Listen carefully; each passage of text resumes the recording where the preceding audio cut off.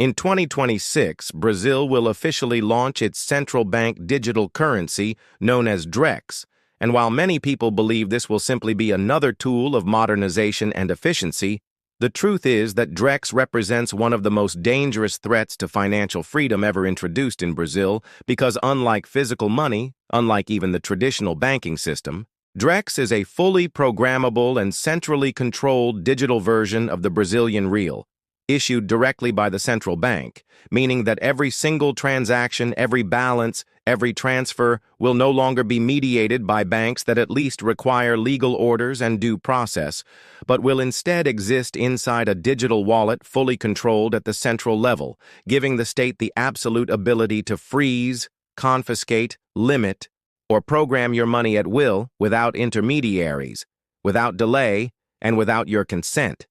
Think about it. Today, you can still withdraw cash and spend it anonymously at the bakery, the supermarket, or even pay someone for services with no one watching over your shoulder. However, with Drex, that level of privacy is completely gone because digital money is by nature traceable, programmable, and easily monitored. The introduction of Pix in 2020 already accustomed the Brazilian population to a digital-first approach to money, reducing the use of physical cash from nearly half the population in 2019 to only about 6% in 2024, meaning that a whole new generation is growing up without ever having touched physical bills, relying entirely on Pix debit and credit systems that are already trackable. Drex will take this trend to the next level by eliminating the custody role of banks. Today, if the state wants to freeze your money, it must contact each bank where you have an account. With Drex, your wallet sits directly in the central bank system, and freezing or restricting your balance becomes instantaneous. Internationally, we can already see models of what this control looks like.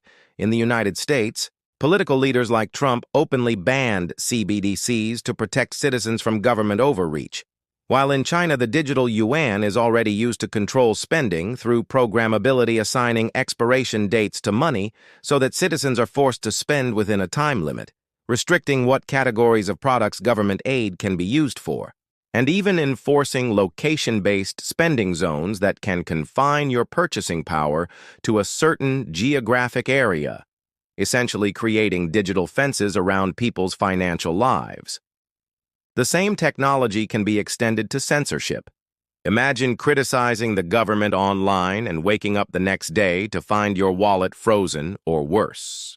Your social credit score reduced to the point where you cannot travel, cannot take public transport, cannot even buy certain products because your programmable money will simply not allow those transactions. The illusion that Drex will start as harmless infrastructure is dangerous. Yes, the first phase scheduled for 2026 is being marketed as a light version without blockchain, serving only as a reconciliation mechanism for banks and credit institutions, but this is only the first step, a pilot stage that will later evolve into full programmability with smart contracts directly tied to the state. Contracts that, on one hand, could remove fraud in transactions like car or house sales by automatically executing ownership transfer when payment is confirmed, but on the other hand, these same contracts can enforce exclusivity. If the government says that only Drex can be used for property transactions, then suddenly alternative methods like cash, gold, or even Bitcoin become invalid in the eyes of the law, locking people into the state's system. This creates a monopoly, just like how notaries today hold exclusive control over legal documentation, charging enormous fees for basic services. While at first Drex will seem invisible to the average citizen existing only behind the scenes in the financial sector, the roadmap clearly shows that blockchain and smart contract features will be reintroduced in the future, enabling the full-scale programmable money scenario that many fear. And make no mistake, the narrative will always be one of protection. Authorities will justify restrictions by claiming to safeguard the poor from gambling, to prevent people from drinking excessively, to protect citizens from making bad financial decisions. But these narratives mask the core reality, that every restriction, once normalized, becomes permanent and expandable, creating a slippery slope of control. For example, today they may restrict welfare recipients from betting apps. Tomorrow they may decide citizens cannot buy alcohol beyond a certain limit. And the day after, they could decide your carbon footprint is too high and restrict purchases of meat or airline tickets, all enforced automatically through Drex. Beyond spending restrictions, automation of fines and penalties becomes seamless. Jaywalking, speeding, or even minor infractions could instantly deduct money from your wallet without the need for paperwork or appeals. If combined with surveillance systems, Drex essentially becomes the financial arm of a digital panopticon. The parallels with China's social credit system, where citizens' behavior is scored and financial privileges depend on obedience, are too close to ignore, and given Brazil's political climate, such tools could easily be weaponized. For those who value freedom, the question is how to protect themselves.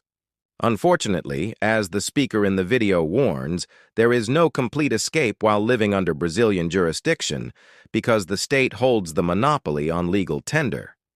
However, strategies exist to mitigate risk, such as diversifying assets abroad, maintaining exposure to cryptocurrencies like Bitcoin in self-custody wallets outside of centralized exchanges, and investing in foreign markets where domestic policies cannot easily reach.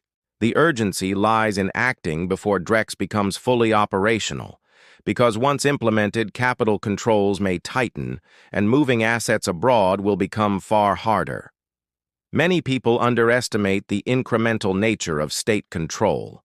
They think they will recognize when freedom is lost, but like the crab in slowly boiling water, by the time the system is fully in place, resistance will be nearly impossible.